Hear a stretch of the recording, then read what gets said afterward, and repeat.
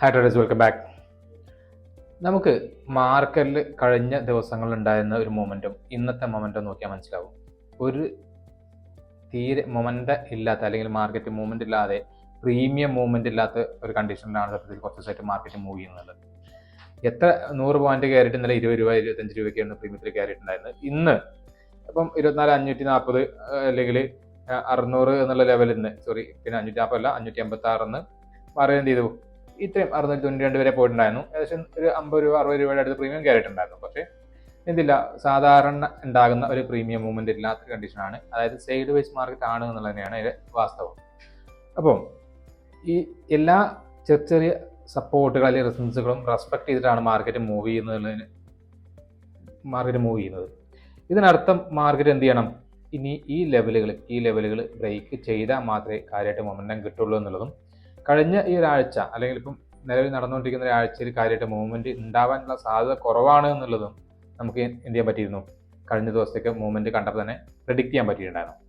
അപ്പോൾ അടുത്ത ദിവസം മാർക്കറ്റിൽ എന്തായിരിക്കും എന്നുള്ളതാണ് നമ്മളെ സംബന്ധിച്ച് നോക്കാനുള്ളത്. നാളേക്ക് നമുക്ക് ഇത്രയേ ഉള്ളൂ പ്ലാന്. എന്ത് ചെയ്യണം, മാർക്കറ്റ് ഈ ഒരു ലെവലിൻ്റെ മുകളിൽ പോയാൽ, കറക്റ്റായിട്ട് പറയുകയാണെങ്കിൽ 24,760 മുകളിൽ പോയാൽ മാത്രമാണ് കറക്റ്റായിട്ട് മൂവ്മെന്റ് എന്ത് ചെയ്യുള്ളൂ, നമുക്ക് ചെയ്യാൻ പറ്റുള്ളൂ. അതിനു മുമ്പ് വലിയ മൂവ്മെന്റുകൾ കിട്ടാനുള്ള സാധ്യത കുറവാണ്. ഈ ഒരു ലെവലിന്റെ മുകളിൽ എന്ത് ചെയ്യണം, ഒരു ക്യാൻഡിൽ ക്ലോസിങ് തരണം, എന്നിട്ട് തിരിച്ച് പിന്നെ സപ്പോർട്ട് എടുത്ത് കയറി പോയാൽ മാത്രമേ എന്ത് ചെയ്യുള്ളൂ, അല്ലെങ്കിൽ റീടെസ്റ്റ് ചെയ്ത് കയറി പോയാൽ നമുക്ക് മാത്രം എന്ത് ചെയ്താൽ മതി, ട്രേഡുകൾ കാര്യമായിട്ട് പ്ലാൻ ചെയ്താൽ മതി. അതേപോലെ ഈ ഒരു ഏരിയക്ക് താഴെ, അതായത് 24,475 അല്ലെങ്കിൽ 488 എന്നുള്ള ലെവലിന് താഴെ വന്നാൽ മാത്രം ഇതായി പുട്സ് എടുക്കുന്ന ട്രേഡുകളും നിഫ്റ്റി പ്ലാൻ ചെയ്താൽ മതി. ഇതിനകത്ത് ചെറിയ രീതിയിലൊക്കെ ഒരു സ്കാൽപ്പിംഗ് ടൈപ്പ് എൻട്രികൾ പ്ലാൻ ചെയ്യാൻ പറ്റുന്ന ഒരു ഏരിയ എന്ന് പറയുന്നത് മാർക്കറ്റ് എന്ത് ചെയ്യണം, 24,680 എന്നുള്ള ഈ ഒരു ലെവല് ബ്രേക്ക് ചെയ്യുന്ന സമയത്ത് ചെറിയ രീതിയിലുള്ള വല്ല ട്രേഡുകളും കിട്ടിയാൽ മാത്രമേ ഉണ്ടാവുള്ളൂ. അപ്പം ഇവിടെ ഒരു ക്യാൻഡിൽ ക്ലോസിങ് തന്നാൽ പോലും ഇവിടെ അത് പിന്നെ റെസിസ്റ്റൻസ് എടുക്കാൻ സാധ്യതയുണ്ട് എന്നുള്ളതുകൊണ്ട് തന്നെ നമുക്ക് ഒരു സ്കാൽപ്പിംഗ് ടൈപ്പ് എൻട്രികൾ മാത്രമേ ഇവിടെ പ്ലാൻ ചെയ്യാൻ കഴിയുള്ളൂ. അപ്പോൾ ഏറ്റവും നല്ല എൻട്രി എന്ന് പറയുന്നത് ഇതിന് മുകളിൽ മാർക്കറ്റ് വരുന്ന സമയത്തായിരിക്കും. അപ്പം നമുക്ക് ചെയ്യാൻ പറ്റും, കുറച്ച് കൂടുതൽ ടാർഗറ്റ് ചെയ്ത് ട്രേഡ് ചെയ്യാൻ പറ്റുന്നുണ്ടായിരിക്കും. ഇനി ഇതൊരു ഡെയിലി ക്യാൻഡിലേക്ക് മാറ്റി നോക്കുകയാണെങ്കിൽ, ഇപ്പം നമ്മൾ 15 മിനിറ്റിൻ്റെ ക്യാൻഡിലാണ് അനലൈസ് ചെയ്തത്. അപ്പോൾ നമുക്കൊരു ഡെയിലി ക്യാൻഡിൽ നോക്കിക്കഴിഞ്ഞാൽ അറിയാൻ പറ്റും, ചെറിയ ഒരു നാരോ റേഞ്ചിലാണ് ട്രേഡിങ് നടന്നുകൊണ്ടിരിക്കുന്നത്.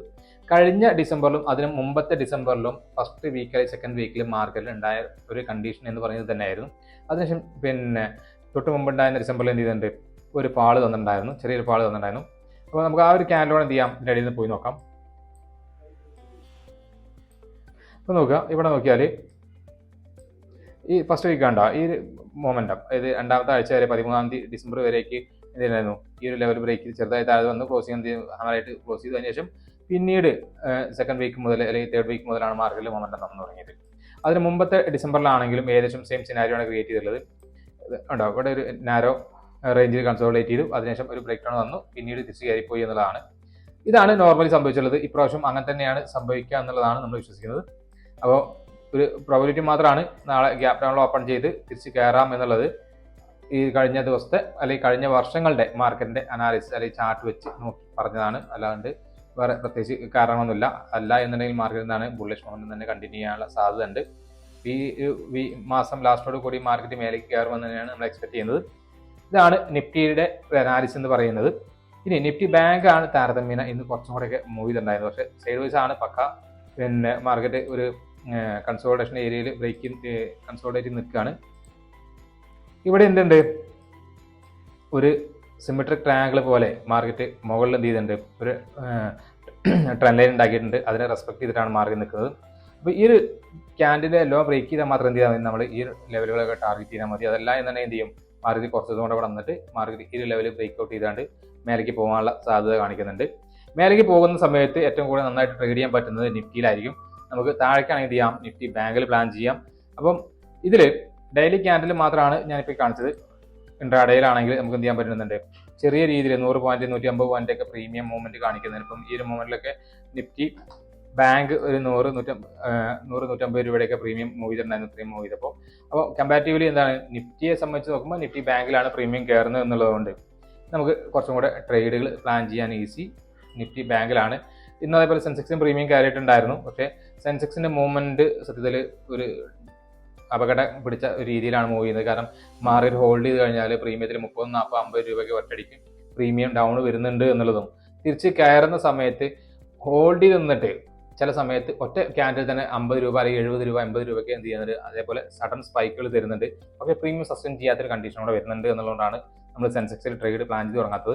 അപ്പോൾ അതിലൊരു വോളിയം അല്ലെങ്കിൽ ലിക്വിഡിറ്റി ആയി തുടങ്ങി നമ്മൾ എന്ത് ചെയ്യും, പതുക്കെ അതിലേക്കും നമ്മൾ ട്രേഡുകൾ പ്ലാൻ ചെയ്ത് തുടങ്ങും. അതുവരേക്കും എന്ത് ചെയ്യുന്നില്ല, സെൻസെക്സിന് ഇപ്പോൾ നിലവിൽ പ്ലാൻ ചെയ്യുന്നില്ല. അപ്പോൾ ഇതൊക്കെയാണ് നമുക്ക് മേജറായിട്ട് പറയാനുള്ളത്. നമ്മുടെ കഴിഞ്ഞ ദിവസത്തെ റേഞ്ചുകൾ ബ്രേക്ക് ചെയ്തിട്ടില്ല എന്നുള്ളതുകൊണ്ട് ഇതിൻ്റെ മുകളിൽ ബ്രേക്ക് ചെയ്താൽ മാത്രമേ എന്ത് ചെയ്യുന്നുള്ളൂ, മുകളിലുള്ള ട്രേഡുകൾ പ്ലാൻ ചെയ്യുന്നുള്ളൂ എന്നുള്ളതിനാണ്. അതല്ലാത്ത കേസിൽ നമ്മൾ എന്ത് ചെയ്യുന്നില്ല, കഴിഞ്ഞ ദിവസമൊക്കെ പറഞ്ഞ പോലെ തന്നെ ഈ ഒരു റേഞ്ചാണ് നമ്മുടെ പ്രശ്നം. ഈ ഒരു റേഞ്ചിന് മുകളിൽ ക്ലോസിങ് തന്നു കഴിഞ്ഞാൽ മേലേക്ക് ട്രേഡ് പ്ലാൻ ചെയ്യാം. ഇൻ കേസ് ഇതിന് താഴെ വരികയാണെങ്കിലോ നമുക്ക് ഡൗൺ സൈഡ് ട്രേഡുകളും പ്ലാൻ ചെയ്ത് തുടങ്ങാൻ പറ്റും. അപ്പോൾ നാളെ മാർക്കറ്റ് ഓപ്പൺ ചെയ്യുന്ന ഈ ഒരു ലെവലിലാണെങ്കിൽ ഫസ്റ്റ് ക്യാൻഡിലായിരിക്കും പ്രയോറിറ്റി. പ്രസക്തി എന്ന് പറയുന്നത് ഫസ്റ്റ് ക്യാൻഡിലാണ്. ഫസ്റ്റ് ക്യാൻഡിൽ ബുള്ളിഷ് ആണെങ്കിൽ പിന്നെ എന്ത് ചെയ്യും, മാർക്കറ്റ് ഈ ലെവലിലേക്ക് വരാനുള്ള സാധ്യത ഉണ്ടായതുകൊണ്ട് ചെറിയ രീതിയിലാണ് സ്കാൽപ്പിംഗ് എൻട്രികൾ മാത്രം പ്ലാൻ ചെയ്യുക.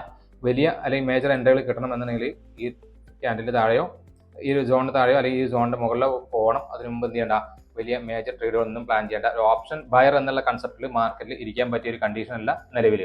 അപ്പോൾ കഴിഞ്ഞ ദിവസങ്ങളൊക്കെ നമുക്ക് ട്രേഡ് കിട്ടാത്ത ദിവസങ്ങളായിരുന്നു. ഇന്ന് നമുക്ക് ചെറിയൊരു ട്രേഡ് നിഫ്റ്റിയിൽ കിട്ടിയിട്ടുണ്ടായിരുന്നു. ആ നിഫ്റ്റിയിൽ കിട്ടിയ ഒരു ട്രേഡ് എന്ന് പറയുന്നത് ഇത് എന്ത് ചെയ്തിട്ടുണ്ടായിരുന്നു, നമ്മൾ 5 മിനിറ്റിൻ്റെ ക്യാൻഡിലാണ് സത്യം പറഞ്ഞാൽ ട്രേഡ് എടുത്തിട്ടുണ്ടായിരുന്നത്. 5 മിനിറ്റിൻ്റെ ക്യാൻഡിൽ നമുക്ക് ഈ ഒരു ഏരിയ ബ്രേക്ക്ഔട്ട് തന്നു, ഈ ട്രെൻഡ് ലൈനിന് മുകളിൽ ബ്രേക്ക്ഔട്ട് തന്നു, ഈ ഒരു ക്യാൻഡിൽ റീടെസ്റ്റ് തന്നു. അതായത് ബ്രേക്ക്ഔട്ട് തന്ന് റീടെസ്റ്റ് തന്ന് തിരിച്ച് കയറി പോകുന്ന സമയത്താണ് നമ്മൾ ഈ ഒരു ക്യാൻഡിൽ എൻട്രി പ്ലാൻ ചെയ്തത്. ഇത് നമ്മൾ വെച്ച ടാർഗറ്റ് എന്ത് ചെയ്യുന്നു, ആകെ 10 രൂപയുടെ സ്റ്റോപ്പ് വെച്ചിട്ടാണ് നമ്മൾ ട്രേഡ് എടുത്തത്. അതിൽ നമുക്ക് 20 രൂപയുടെ ടാർഗറ്റാണ് നമ്മൾ പ്ലാൻ ചെയ്തിട്ടുള്ളത്. കൂടുതൽ പ്ലാൻ ചെയ്തിട്ടുണ്ടായിരുന്ന മാർക്കറ്റ് കൂടുതൽ മൊമെന്റം തരാൻ സാധ്യത കുറവാണ് എന്നുള്ളതുകൊണ്ടാണ് ചെറിയ സ്റ്റോപ്പ് ലോസിൽ ചെറിയ ടാർഗറ്റ് വെച്ചിട്ടുള്ള ട്രേഡുകൾ പ്ലാൻ ചെയ്തത്. അപ്പം ഈ ഒരു ട്രേഡ് ഒരുവിധം ആൾക്കാരെ കിട്ടിയിട്ടുണ്ടായിരുന്നു. നമ്മുടെ കൂടെ ലൈവിൽ ട്രേഡ് ചെയ്യുന്ന എല്ലാ സ്റ്റുഡൻസിനും കിട്ടിയിട്ടുണ്ടായിരുന്നു. ഇതായിരുന്നു ഇന്ന് നമ്മൾ ആകെ എടുത്ത ഒരു ട്രേഡ് എന്ന് പറയുന്നത്. മറ്റുള്ള ട്രേഡുകളൊന്നും നമ്മൾ ചെയ്തിട്ടുണ്ടായിരുന്നില്ല. മാർക്കറ്റ് താഴെ വന്നപ്പോഴും നമുക്ക് വ്യൂ ഉണ്ടായിരുന്നത് പോസിറ്റീവായിട്ടായിരുന്നു. പക്ഷെ നാളെ ഈ പറയുന്ന പോസിറ്റിവിറ്റി അല്ലെങ്കിൽ പോസിറ്റീവ് വ്യൂ എന്ന് പറയുന്നത് കുറവാണ്. ഗ്യാപ്പ് അപ്പിൽ ഓപ്പൺ ചെയ്താൽ മാത്രമേ എന്ത് ചെയ്യുന്നുള്ളൂ, നമ്മൾ മാർക്കറ്റിൽ പോസിറ്റീവായിട്ട് നിൽക്കുന്നുള്ളൂ. അതല്ലെങ്കിൽ എന്ത് ചെയ്യണം, ഈ ഒരു ലെവലിൽ മാർക്കറ്റ് ഓപ്പൺ ചെയ്താൽ മാത്രമേ എന്ത് ചെയ്യുന്നുള്ളൂ, നാളെ പോസിറ്റീവായിട്ട് പോകുള്ളൂ എന്നുള്ള വ്യൂവിലാണ് നമ്മൾ നിൽക്കുന്നത്. അതല്ല എന്നുണ്ടെങ്കിൽ നാളെയും കൂടെ മാർക്കറ്റ് വന്നിട്ട് വെള്ളിയാഴ്ച മുതൽ മാർക്കറ്റിൽ മൊമെന്റം തരാനുള്ള സാധ്യത നമ്മൾ കാണുന്നുണ്ട്. ഇതൊക്കെയാണ് നാളേക്കുള്ള നമ്മുടെ മാർക്കറ്റിന്റെ അനാലിസിസ് എന്ന് പറയുന്നത്.